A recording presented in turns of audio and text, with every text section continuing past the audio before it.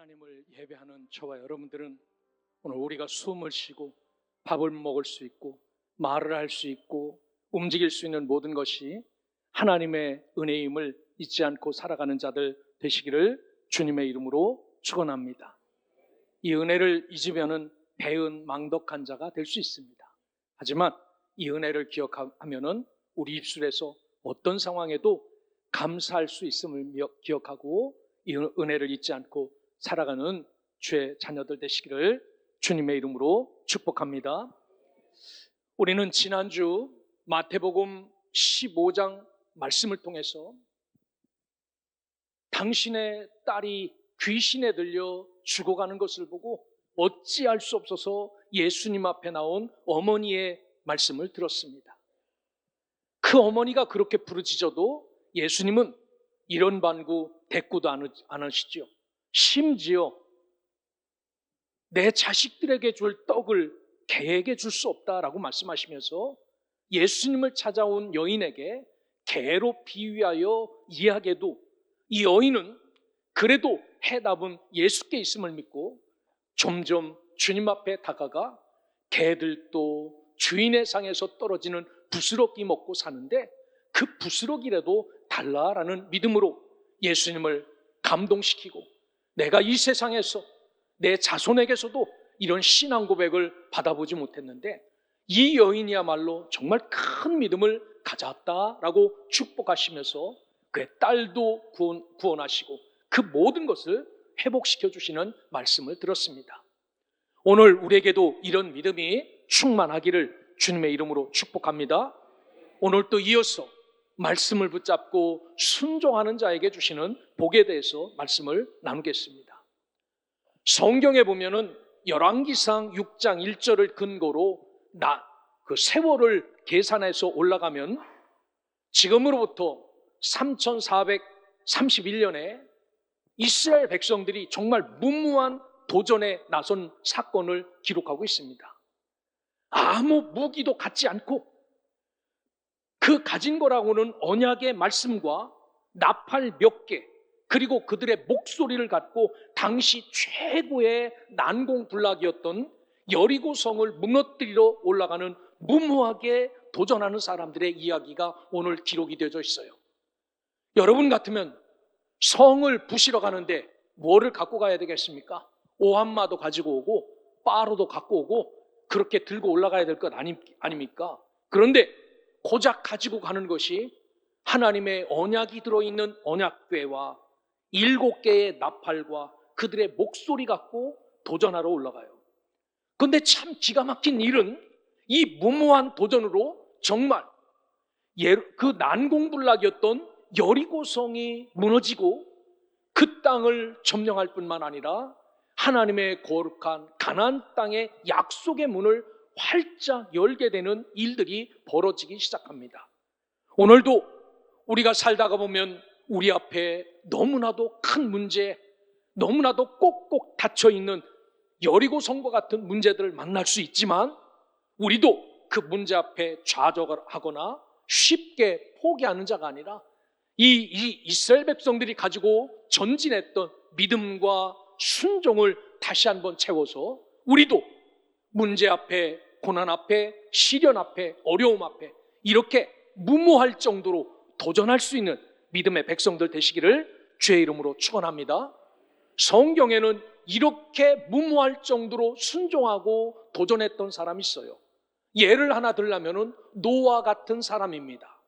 혼자 배를 만드는데 1년도 아니고 10년도 아니고 120년 동안 지금 톤수로 계산하면 13,400톤짜리 배를 몇 명의 가족과 함께 만듭니다. 중간중간 포기하고 싶은 마음 안 들었을까요? 이거 미친 짓 아니야? 비 한 방울 오지 않는데 산 꼭대기에다가 이 배를 만든다고? 내가 이거 미친 짓 하고 있는 것 아니냐고 그렇게 스스로 질문도 할 수 있었지만 노아는 이 도전을 120년간 합니다. 한번 생각을 해보십시오. 한 번 쉬지 않고 이거 만드는 데 최선을 다하죠. 이 일로 어떤 일이 벌어지냐면 하나님이 인류를 물심판하는데 인류를 구원하여 하나님의 도구가 됩니다. 놀라운 은혜죠. 무모한 도전은 사사시대에도 나옵니다. 기드온의 전쟁입니다. 미디안과 아말렉과 동방사람 12만 명이 이스라엘을 두드려 부신다고 올라왔어요. 그런데 이때 너무 이스라엘 사람들은 싸우러 나갈 사람이 없고 모든 곡식을 다 뺏기는 터라 너무 무서워서 포도주 틀에서 밀타작, 그러니까 포도주는 다 걷고 봄에 밀타작하는 기드온에게 하나님이 찾아옵니다. 그리고 양털로 기드온이 양털로 하나님을 테스트하며 이 하나님이 진짜 하나님이구나 라는 것을 믿고 하나님은 기드온에게 너 전쟁하러 나가라 라고 말합니다.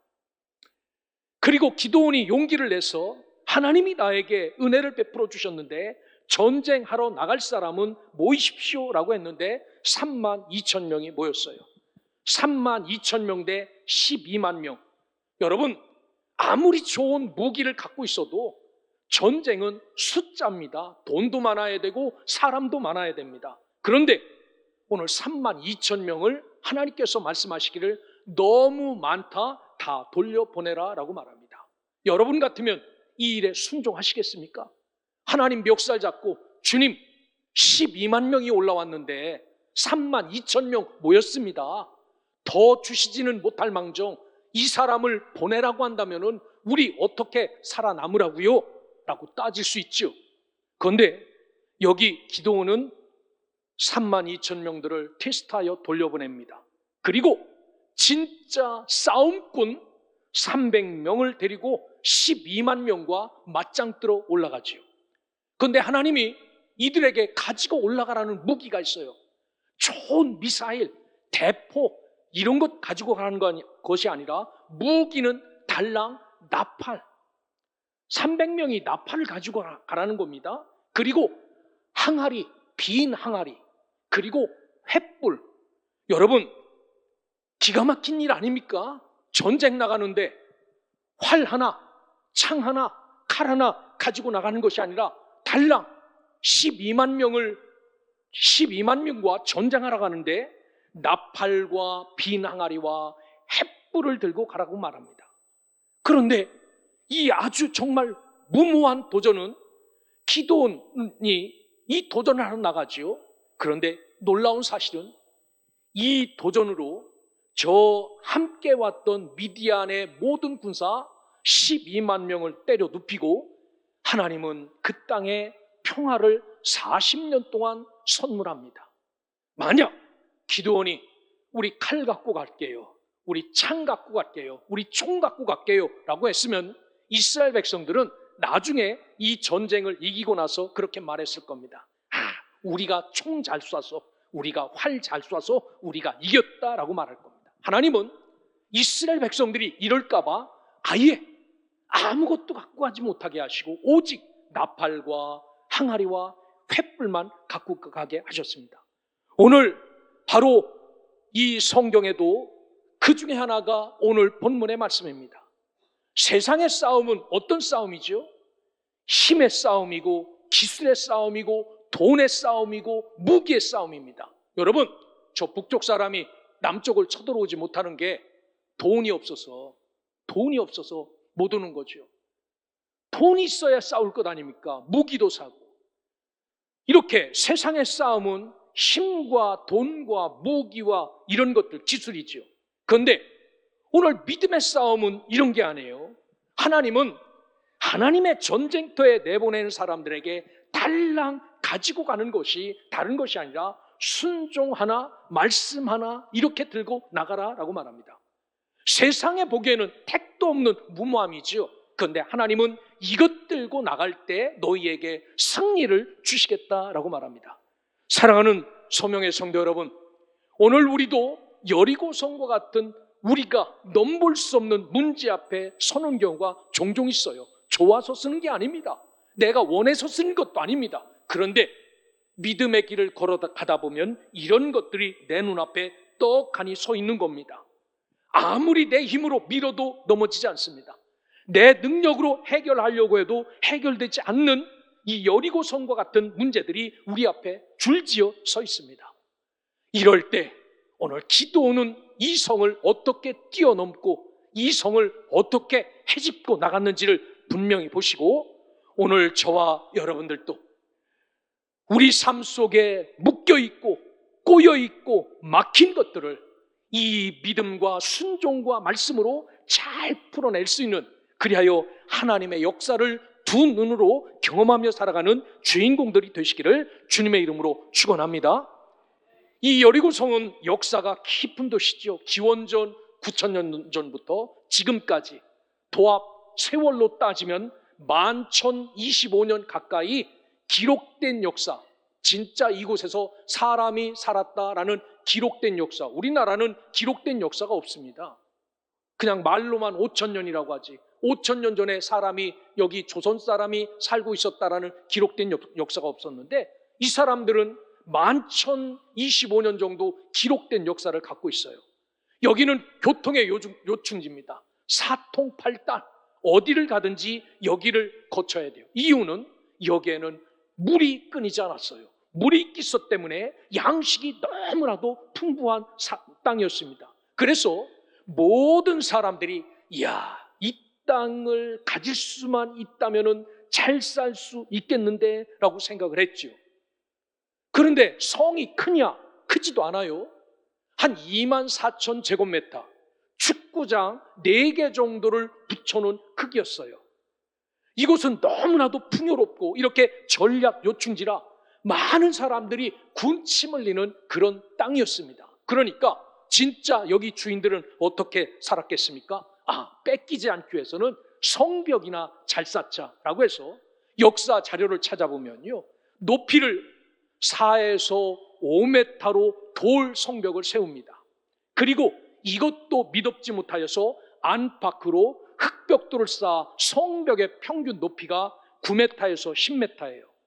여러분, 이 기둥 높이가 한 8m 정도 됩니다. 이거보다 2m 정도가 높았다고 그러니까 모든 사람이 가서 또 성벽을 위에 쳐다보면 이거 우리가 못 무너뜨리겠구나, 이거 중장비 갖고 와도 힘들겠구나 라고 느껴지죠.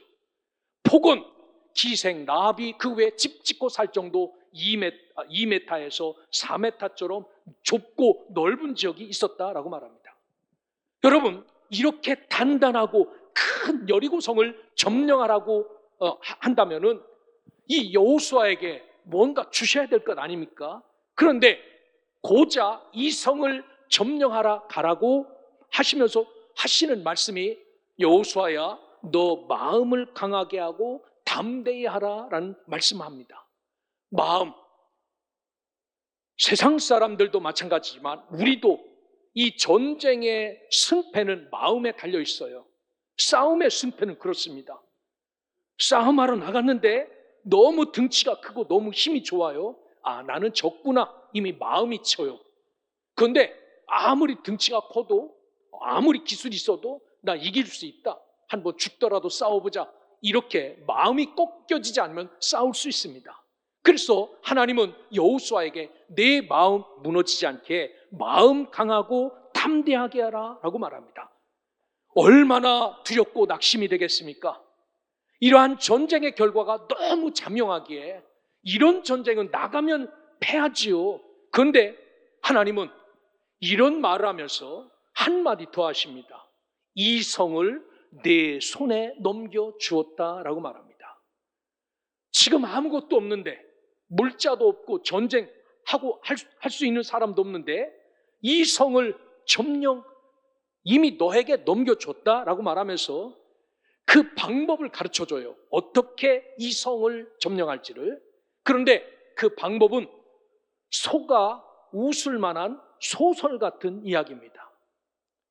여러분들이 이런 문제 앞에 섰을 때 하나님이 와서 이런 이야기를 했다면 여러분들은 콧방귀도 뀌지 않았을 겁니다. 소가 웃을 만한 소설 같은 말. 그게 오늘 성경에 보면 3절부터 너희 군사는 매일 성을 한 바퀴씩 돌되 6일 동안 그렇게 하고 제7일에는 성을 7번 돌고, 이때 제사장들이 양각 나팔을 길게 불면 백성들은 큰 소리로 외쳐 부르면 그 성벽이 무너지리라. 여러분, 여러분이 소리를 어마무시하게 질러도 아마 여리고성은 그마나 가지 않을 겁니다. 이 교회가 여리고성만 맞지 못하지만 아무리 소리를 질러 보십시오. 위에 붙은 저 널빤지 하나 우리가 뗄 수 없어요. 우리의 소리는. 그런데 하나님이 고작 성을 쳐부시는 방법을 우리에게 이야기하는데 소가 웃을 만한 소설 같은 이야기, 하루에 한 번씩 6일 동안은 그렇게 돌고 7일째 되는 날은 7번 돌고 소리 지르면 무너진다. 여러분, 이게 가능한 이야기입니까? 이 말 믿고 목숨 걸고 전쟁하러 여러분 같으면 나가겠습니까? 이건 무모함이 아니라 자살 행위지요. 그런데도 여호수아는 순종합니다. 제사장들을 불러서 하나님께서 말씀하신 그대로 제사장들을 내보냅니다. 우리가 살다 보면 여리고성 같은 엄청난 문제를 만나지요. 그 누구도 무너뜨릴 수 없을 것 같은 문제 앞에 직면합니다. 이때 우리가 이 여리고성의 이 문제 앞에 집중하면 그 문제가 나를 포기하게 만들고 나를 쓰러지게 만들고 나를 죽게 만듭니다. 그러나 우리가 하나님에게 집중하면 하나님이 말씀하시잖아요. 이미 이 성은 너의 손에 있다, 너에게 줬다라고 말합니다. 이처럼 문제에 집중하면 우리가 죽지만 하나님께 집중하면 여리고성과 같은 불가능한 문제도 작은 문제가 되고 아주 소리 하나로 무너지는 그런 은혜를 우리에게 허락한다라는 사실을 기억하고, 오늘 우리가 서 있는 삶의 자리가 여리고성같이 우리가 해결할 수 없는 문제 앞에 저와 여러분이 서 있다면 오늘 성경의 말씀처럼 주님이 요구하시는 대로, 주님이 원하시는 대로 그 문제 앞에 설 수 있는, 그래요 하나님이 만드시고 열어가는 놀라운 은혜를 누리며 살아가는 주의 백성, 주의 자녀들 되시기를 주의 이름으로 축복합니다. 오늘 성경에 보면 이 기괴한 도전에도 원칙이 있는데 그 원칙은 순종과 말씀이다라고 말합니다. 먼저 순종을 요구하시지요. 위에서 말씀드렸던 것처럼 매일 하루에 한 바퀴씩 6일 동안 돌아라 라고 말합니다. 이 돌 때 아무 소리도 하지 말고 돌아라 라고 말합니다. 그래서 너희 모든 군사, 전쟁할 수 있는 그런 사람들을 다 모았겠지요. 아마 10대 후반의 아이들부터 한 50대 정도까지 모았을 겁니다. 이렇게 모아서 그들에게 그래도 갖출 것 갖추게 하고 성주의를 아무 소리도 안 하고 그 축구장 4개를 붙여놓은 그 여리고성을 매일 도는 겁니다. 여러분, 돌 때 어떤 사람들은 잘 돌겠습니까? 하루를 돌고 났어요. 벽을 짚어가면서 그만 안 갔네. 이게 6일 동안 돈다고 이게 무너지나? 라고 한마디 하면은요, 여러분, 그 부정함이 쭉쭉쭉 오염되어서 모든 사람이 그렇지, 나도 똑같은 생각이야. 이게 13바퀴 돈다고 이게 무너질 것인가? 라고 따지겠죠.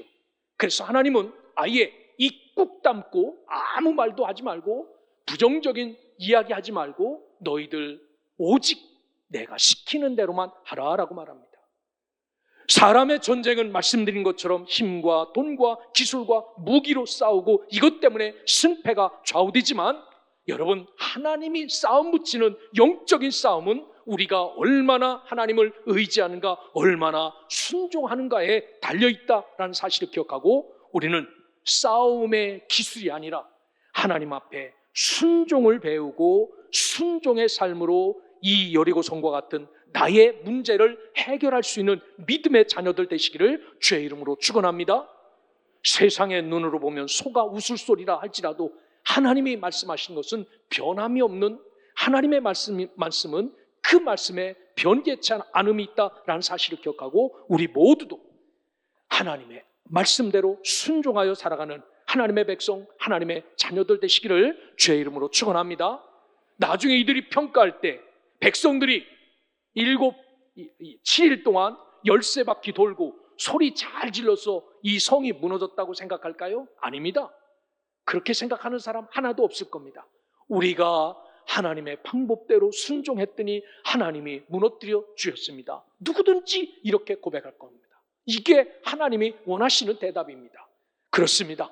우리도 우리 앞에 있는 문제들 있잖아요. 이 문제들을 이렇게 순종함으로 무너뜨리고 하나님이 도와주셔서, 하나님이 은혜 베풀어 주셔서, 하나님이 함께 하셔서 우리가 이기고 내가 이겼습니다라고 고백할 수 있는 믿음의 백성들 되시기를 주의 이름으로 축원합니다.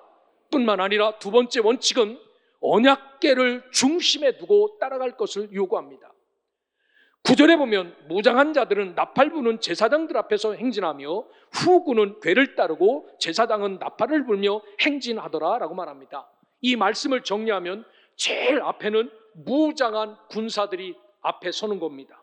그리고 바로 뒤에는 7명의 제사장들이 나팔 들고 서는 겁니다. 그리고 언약궤가 서고, 그리고 뒤에 후군들이 따라서 행진하도록 했습니다. 하나님의 언약궤를 가장 중심에 두었다라는 말씀입니다. 그래서 하나님은 여호수아에게 마음을 강하고 담대하라라는 말씀과 함께 또 하신 말씀이 이 율법책을 내 입에서 떠나지 말게 하며 주야로 그것을 묵상하여 다 지켜 행하고 라고 말합니다. 가나안 정복 전쟁하러 가는데 공부하는 애도 책도 없고 전쟁터 나가야 되는데 하나님이 하신 말씀이 말씀 기억하고 말씀 입에서 떠나지 않게 하라라고 말합니다. 이런 요구 상황은 전쟁에 하나도 어울리는 요구 상황이 아닙니다. 이 전쟁은 전쟁이 아니라 하나님이 교육하고 있다라는 것을 느끼죠. 어떤 교육입니까? 너희들 젖과 꿀이 흐르는 가나안 땅을 하나님이 너에게 주셨는데 첫 관문이 여리고성을 무너뜨리는 건데 이 무너뜨릴 때부터 순종과 말씀을 앞세우면 하나님이 너희를 책임지신다라는 것을 교육하기 위해서 여리고 전쟁에 나가게 하신 겁니다. 자기들이 칼 들고 승리하면 헛소리 할까 봐 내가 한번 칼을 휘둘렀더니 3명씩 쓰러지는 거 봤지, 내가 활을 한번 쐈더니 2명씩 뚫고 나가는 걸 봤지, 이렇게 말할까 봐 하나님은 아예 아무것도 갖지 않고 순종과 말씀 들고 나가 싸워라 라고 말합니다. 여러분, 이게 하나님의 영적인 전투의 방법입니다. 우리도 문제 앞에, 고난 앞에, 여러분 세상에서 들려오는 소리 다 내려놓고 내가 당신의 말씀대로 순종합니다, 내가 당신의 말씀대로 말씀만 들고 나갑니다 라고 나갈 때 지금도 여전히 역사하신 하나님, 그분은 살아계셔서 여러분의 문제 가운데 나타나 여리고가 무너지도록 만든다는 사실을 기억하고 이런 은혜를 잘 누리기를 주의 이름으로 축원합니다. 어찌 보면 하나님의 역사는 넌센스의 역사예요. 우리가 이해 안 되는 역사입니다. 여러분, 사람이 보기에는 그 모든 일이 다 넌센스지만 하나님이 보시기에는 센스 있는 일이지요. 거기에 얼마나 많은 교육과 거기에 얼마나 많은 의미와 거기에 얼마나 많은 하나님의 뜻을 포함하고 있는지 알 수 없어요. 오늘 이 궤는 거추장스럽고 이게 전투에 전혀 도움이 안 되지요. 싸우다가 지면은 이 궤를 아무나 만질 수도 없습니다. 싸우다가 지면은 이 궤를 던져버릴 수도 없어요. 이게 무거운데, 그런데 이것 갖고 나가라는 겁니다. 다른 것 아닙니다. 너희 삶 가운데 중심에는 여호와 하나님의 말씀을 두고 나갈 때 내가 지키고 내가 보호하고 내가 함께 하신다라는 겁니다. 여러분, 그렇습니다. 사람의 눈으로 보면 무식한 넌센스지만 하나님의 눈으로 보면 이것은 엄청난 센스다라는 사실을 기억하고 하나님이 함께 하심을, 이 믿음, 이 순종, 이 말씀 붙잡고 살아갈 때 여러분들도 누리시기를 주님의 이름으로 축원합니다. 이때 하나님 전쟁하지요. 그리고 이기게 하십니다. 그리고 승리하게 하시고 그 땅을 밟고 올라가게 만드십니다. 그리고 백성들이 고백한 고백이 뭐겠습니까? 이야, 하나님은 위대하시도다. 이 헛소리 같은 이 놀라운 소리에 순종하며 살았더니 이 엄청난 난공불락의 여리고가 이렇게 무너질 수 있는가? 하나님은 참으로 위대하시도다라는 사실을 들었겠죠. 여호수아가 이 40년 광야길에서 순종이 얼마나 능력이 있는지를 이미 선행 학습한 사람이 여호수아예요.